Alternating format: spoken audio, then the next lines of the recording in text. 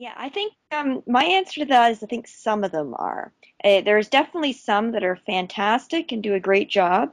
I think some scientists, I mean, quite frankly, some areas of science um, need people who think in very sort of non-communicative, very ways that are inherently maybe make them not the best communicators.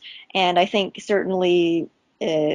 I think we have to be realistic that some of these people may need somebody else to be helping them with communicating their information. But I think there are certainly certain people in fields that have really good skills and they should be used. And I think perhaps one issue that is probably underappreciated is how much some of these scientists I know who do a lot of press and really engaging the public with things because they like it and they're good at it, but they don't get a lot of credit. Professors don't get much credit for doing that. They get credit for publishing and for teaching and for doing committee work in universities, but you don't get a lot of credit for doing that kind of thing. A lot of people just do it for the love of it and because they care. And it would be nice if there was a way, there's a mechanism, I think, to have a little bit more credit. I think universities are increasingly sensitive to that. But in short, I think you have to have certain researchers that are involved very directly in engaging the public.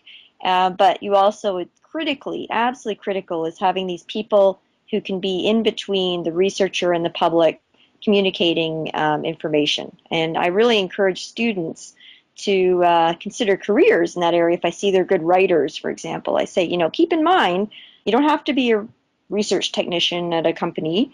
You've got great writing skills. Consider trying to get more into the communication side.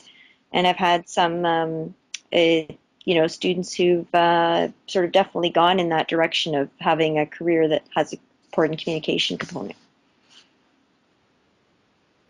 The public would deem, and this is a, we did a report back in a couple of years ago related to the vaccine business. When a new vaccine or new information comes out for a new infectious disease, who would the public trust to relay the information? And one of the things was that the public tends to trust, uh, their family doctors, uh, reliable sources such as the World Health Organization or the Center for Disease Control. They don't trust secondhand information from the public, from the media. And mostly it's secondhand, and sometimes media, information, wrong information comes out. They probably shouldn't come from politicians themselves because they may not agree with the things that politicians say or they're not certain of the reliability of the source. But on the other hand, family doctors are probably the first source people will most likely get information about.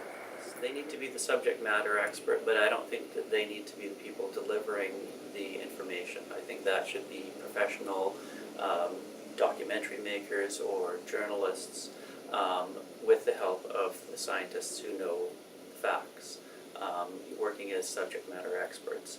But I don't think that scientists should feel obliged to be the ones communicating directly to the public. Mm-hmm.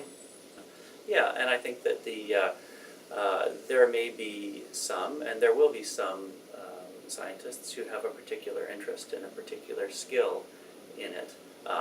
Thinking of David Suzuki, for example, who's made a brilliant career out of communicating to the public. And but people like that are rare, but they are out there, and they may have a certain interest. But